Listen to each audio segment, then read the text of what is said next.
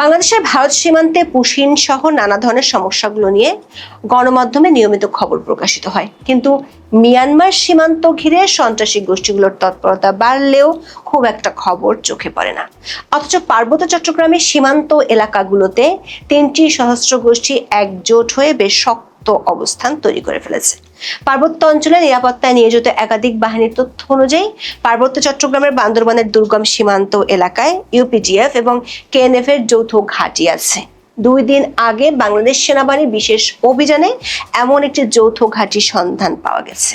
আর সীমান্তের ওপার থেকে ইউপিডিএফ এবং কেএনএফ কে সাহায্য করছে মিয়ানমারের সশস্ত্র গোষ্ঠী আরাকান আর্মি। আবার আরাকান আর্মিকে ঠেকাতে মিয়ানমারের জান্তা সরকার হয়ে লড়ছে আরসা আরএসওর মতো রোহিঙ্গাদের সশস্ত্র সংগঠনগুলো। অন্যদিকে বাংলাদেশ ও ভারতের সীমান্তবর্তী রাখাইন এবং চীন রাজ্যে শুরু হয়েছে মিয়ানমার জান্তা সরকারের ভয়াবহ বিমান হামলা। মিয়ানমারের প্রেসিডেন্টের ভারত সফরের পর থেকে শুরু হওয়া এই অভিযানের মূল লক্ষ্য হলো বর্ষা মৌসুমের আগে রাখাইন ও চীন রাজ্য পুরোপুরি দখলমুক্ত করে ভারত ও চীনের প্রকল্পগুলো পুরো দমে চালু করা। মিয়ানমার জান্তা সরকার এমন সাঁড়াশি অভিযানের পর বাংলাদেশের সীমান্ত এলাকাগুলোতে নতুন করে আরাকান আর্মি ঘাঁটি বানাতে পারে। আবার আরাকান আর্মিকে ঠেকাতে নতুন সশস্ত্র গোষ্ঠী কেপিএফ বাংলাদেশ সীমান্তে অবাধে চলাফেরা করার অনুমতি চেয়ে বিজিবিকে চিঠিও দিয়েছে। নিরাপত্তা বিশ্লেষকরা মনে করেন, একদিকে সশস্ত্র গোষ্ঠীগুলোর যৌথ তৎপরতা, অন্যদিকে আরাকানে জান্তা সরকারের অভিযান শুরু হওয়ায় বাংলাদেশ মিয়ানমার সীমান্তের নিরাপত্তা পরিস্থিতি নিয়ে নতুন করে শঙ্কা তৈরি হয়েছে।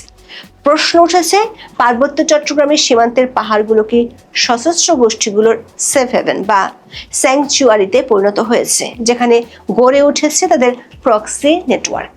গত 24শে জুন থেকে পার্বত্য চট্টগ্রামের খাগড়াছড়ি, রাঙ্গামাটি ও বান্দরবানের বিভিন্ন দুর্গম এলাকায় ধারাবাহিক অভিযান পরিচালনা করছে সেনাবাহিনী। সবশেষ বৃহস্পতিবার বান্দরবানের রেতলাং এলাকায় বিশেষ অভিযান চালানো হয়। হঠাৎ করে এই অভিযানের কারণ হলো খাগড়াছড়ি, রাঙ্গামাটি ও বান্দরবানের বিভিন্ন দুর্গম এলাকায় কুকি-চিন ন্যাশনাল আর্মি বা কেএনএ এবং ইউনাইটেড পিপলস ডেমোক্রেটিক ফ্রন্ট বা ইউপিডিএফ যৌথ ঘাঁটি গেড়েছে। 2রা জুলাই আন্তঃবাহিনী জনসংযোগ পরিদপ্তর বা আইএসপিআর এর এক সংবাদ বিজ্ঞপ্তিতে জানানো হয়েছে, বান্দরবান রিজনের দুর্গম রেতলাং এলাকায় কেএনএ ও ইউপিডিএফ এর একটি যৌথ গোপন আস্তানায় বিশেষ অভিযান পরিচালনা করে নিরাপত্তা বাহিনীর উপস্থিতি টের পেয়ে সশস্ত্র সদস্যরা পালিয়ে যেতে সক্ষম হয়। এ সময় উভয় পক্ষের মধ্যে গোলাগুলির ঘটনা ঘটে। বর্তমানে আশেপাশের এলাকায় অভিযান অব্যাহত রয়েছে। বিজ্ঞপ্তিতে আরো বলা হয়েছে, আভিযানিক নিরাপত্তার স্বার্থে বিস্তারিত তথ্য এখনই প্রকাশ করা সম্ভব নয়, যার অর্থ হলো বাংলাদেশের নিরাপত্তা বাহিনীগুলোর ধারণা পার্বত্য অঞ্চলে এমন ঘাঁটি আরো রয়েছে। এর আগে 24শে জুন খাগড়াছড়ির পানছড়ি ও রামগড় উপজেলায় পৃথক অভিযানে সশস্ত্র সংগঠনের এক সদস্য নিহত হন। পানছড়ির বরকলক এলাকায় অভিযানের সময় সংগঠনের 2 সদস্য 2টি AK-47 রাইফেল, 2টি ম্যাগাজিন ও 132 রাউন্ড গুলিসহ আত্মসমর্পণ করেন। অন্যদিকে রামগড়ের হাজাছড়া এলাকায় আরেক অভিযানে এক সশস্ত্র সদস্য নিহত হন। সেখান থেকে একটি AK-47 রাইফেল, একটি ম্যাগাজিন, একটি পাইপগান ও 27 রাউন্ড গোলাবারুদ উদ্ধার করা হয়। ইউপিডিএফ হলো পাহাড়িদের সংগঠন।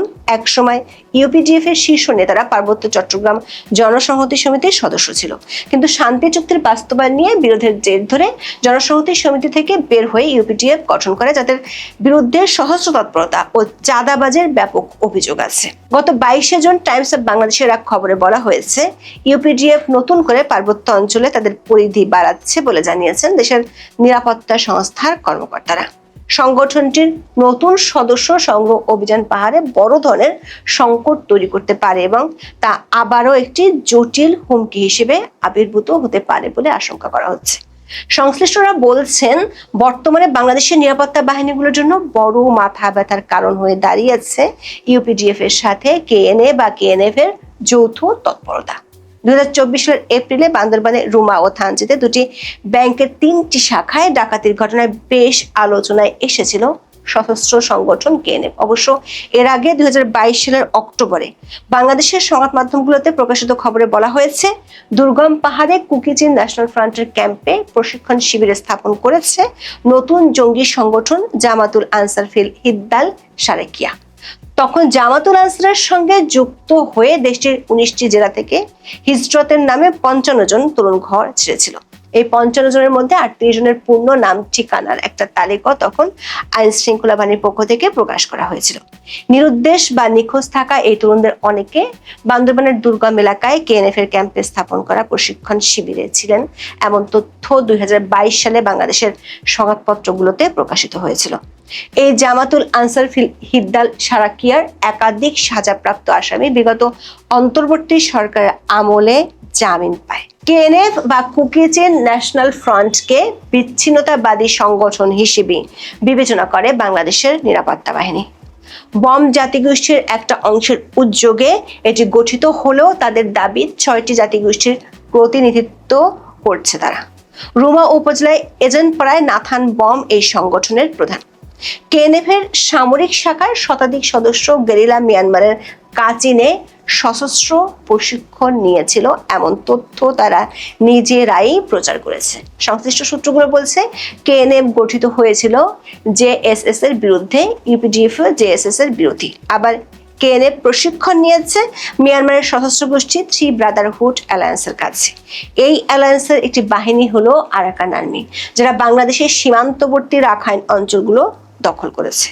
2024 সালে ব্যাংক ডাকাতির পর সাঁড়াশি অভিযানে কেএনএফ আত্মগোপন করেছিল, কিন্তু বাংলাদেশের এপারে ইউপিডিএফ আর মিয়ানমারের ওপারে আরাকান আর্মির সহায়তায় নতুন করে বাংলাদেশের পাহাড়ি অঞ্চলে নতুন করে ঘাঁটি গেড়েছে। এরই মধ্যে গত মাসে বাংলাদেশের নিরাপত্তা বাহিনীগুলোর সাথে এই সংগঠনটির কয়েক দফার সংঘর্ষ হওয়ার খবর পাওয়া গেছে। বিষয়টি বাংলাদেশের অভ্যন্তরীণ নিরাপত্তার জন্য বড় রকমের শঙ্কা তৈরি করেছে। আইন শৃঙ্খলা বাহিনী ও নিরাপত্তা বিশ্লেষকদের একটি অংশের মতে সাম্প্রতিক সময়ে কেএনএফ এর তৎপরতার ইঙ্গিত পাওয়া যাচ্ছে। দুর্গম পাহাড়ি এলাকায় বিচ্ছিন্ন চলাচল, স্থানীয় পর্যায়ে যোগাযোগ পুনর্গঠন এবং কয়েকটি ছোট পরিসরের নাশকতামূলক কর্মকাণ্ডের তথ্য নিরাপত্তা সংস্থাগুলোর নজরে এসেছে। বিশ্লেষকদের মতে এই তৎপরতার পেছনে আঞ্চলিক ভূ রাজনৈতিক বাস্তবতার ভূমিকা আছে। মিয়ানমারের রাখাইন রাজ্যে সাম্প্রতিক মাসগুলোতে দেশটির সামরিক বাহিনী ব্যাপক বিমান হামলা, ভারী গোলাবর্ষণ এবং স্থল অভিযান জোরদার করেছে। এর ফলে আরাকান আর্মি কয়েকটি কৌশলগত এলাকায় তীব্র সামরিক চাপে রয়েছে বলে বিভিন্ন নিরাপত্তা মূল্যায়নে উল্লেখ করা হয়েছে। নিরাপত্তা বিশ্লেষকদের ধারণা, কেএনএফ ও আরাকান আর্মির মধ্যে অতীতে গড়ে ওঠা যোগাযোগ ও সহযোগিতার প্রেক্ষাপটে সীমান্তবর্তী এলাকায় পরিস্থিতি জটিল হয়ে উঠতে পারে। যদি আরাকান আর্মির নেতারা সীমান্ত সংলগ্ন অঞ্চলে নিরাপদ আশ্রয়ের চেষ্টা করে, তাহলে কেএনএফ তাদের সহায়তা করবে। এমন পরিস্থিতিতে কেএনএফ যদি পার্বত্য অঞ্চলে বিচ্ছিন্ন সহিংসতা বা নিরাপত্তা বিঘ্নকারী কর্মকাণ্ড বাড়ানোর চেষ্টা করে, তবে এর একটি উদ্দেশ্য হতে পারে আইন শৃঙ্খলা বাহিনীর মনোযোগ অভ্যন্তরীণ নিরাপত্তা পরিস্থিতির দিকে ব্যস্ত রাখা এবং সীমান্তবর্তী এলাকায় সম্ভাব্য সহযোগিতামূলক কার্যক্রমের জন্য কৌশলগত সুযোগ তৈরি করা। এমন পরিস্থিতিতে নতুন খবর হলো মিয়ানমারের জান্তা বাহিনী দেশটির সশস্ত্র গোষ্ঠীগুলোকে হঠাতে ব্যাপক বিমান হামলা শুরু করেছে। আর এই হামলা হচ্ছে একেবারে বাংলাদেশের সীমান্ত ঘেঁষে। দেশটির সংবাদ মাধ্যম ইরাবতীর খবরে বলা হয়েছে, মিয়ানমার জান্তা সরকারের প্রধান সিনিয়র জেনারেল মিন অং হ্লাইং নির্বাচনে জেতার পর প্রথম দ্বিপক্ষীয় বিদেশ সফরে ভারতে গিয়েছিলেন। 30 মে থেকে 23 জুনের এই সফরে সিদ্ধান্ত হয় ভারত মিয়ানমার থাইল্যান্ড মহাসড়কের কালে তামু অংশের নিয়ন্ত্রণ পুনরুদ্ধার এবং সীমান্তে স্থিতিশীলতা ফিরিয়ে আনতে বর্ষা মৌসুম শুরু হওয়ার আগে মিয়ানমার সেনাবাহিনী তাদের সামরিক অভিযান জোরালো করবে। দর্শক, মিয়ানমারে ভারতের ভূ রাজনৈতিক ও ভূ অর্থনৈতিক স্বার্থ মতো দুটি অত্যন্ত ব্যয়বহুল এবং কৌশলগত সংযোগ প্রকল্পের সাথে জড়িত। একটি হলো Kaladan multi modal transit transport project, আর একটি ভারত মিয়ানমার থাইল্যান্ড ত্রিপক্ষীয় মহাসড়ক। ভারতের জন্য এই প্রকল্পগুলো কেবল অর্থনৈতিক করিডোর নয়, বরং এগুলো ভারতের উত্তর পূর্বাঞ্চলের রাজ্যগুলোকে ভারতের মূল ভূখণ্ডের সাথে যুক্ত করার জন্য প্রয়োজনীয় বিকল্প লাইফলাইন এবং বঙ্গোপসাগরে চীনের ক্রমবর্ধমান আধিপত্যের বিরুদ্ধে একটি শক্তিশালী কৌশলগত পাল্টা ব্যবস্থা। ভারত মিয়ানমার থাইল্যান্ড মহাসড়কটি মিয়ানমারের চীন ও রাখাইন রাজ্যের ভিতর দিয়ে গেছে, আর চীন রাজ্যের ঠিক নিচেই হলো রাখাইন রাজ্য, যেটি বাংলাদেশের সীমান্তবর্তী। এই রাজ্যের সিতুয়া ও কিয়াকফিউ বন্দর ঘিরে আছে চীন ও ভারতের বড় প্রকল্প। ইরাবতী আরেক খবরে বলা হয়েছে, ভারতের পর মিয়ানমার সরকারের সাথে চীনের বৈঠক হয়েছে। রাখাইন রাজ্যে চলমান তীব্র সংঘাতের মধ্যেও কিয়াকফিউ গভীর সমুদ্র বন্দর প্রকল্প নির্ধারিত সময়সূচি অনুযায়ী শেষ করা হবে বলে চীনকে প্রতিশ্রুতি দিয়েছে মিয়ানমার।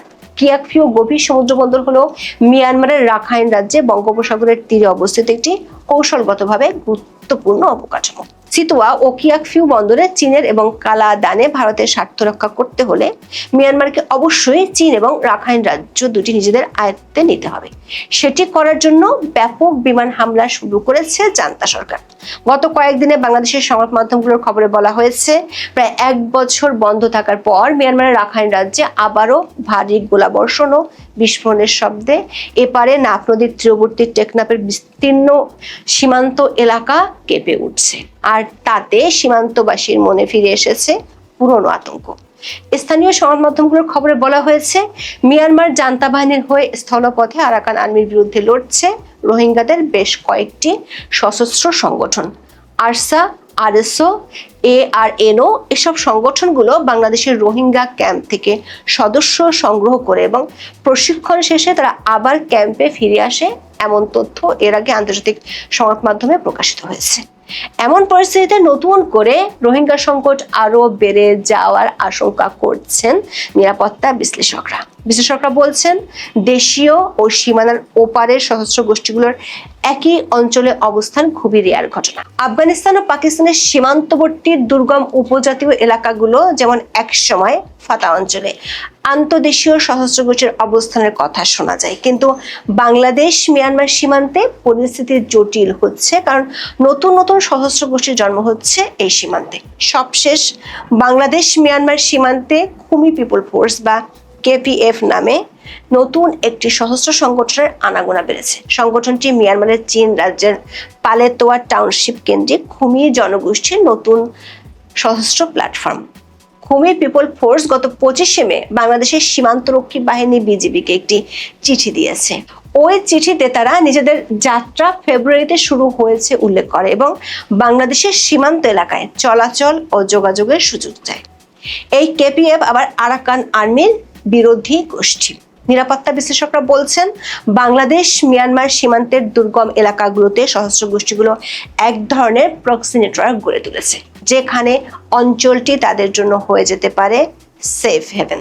সেটি হলে আঞ্চলিক পরাশক্তির কেন্দ্র হয়ে এই অঞ্চলকে ঘিরে এক জটিল সমস্যার মুখোমুখি হতে পারে বাংলাদেশ।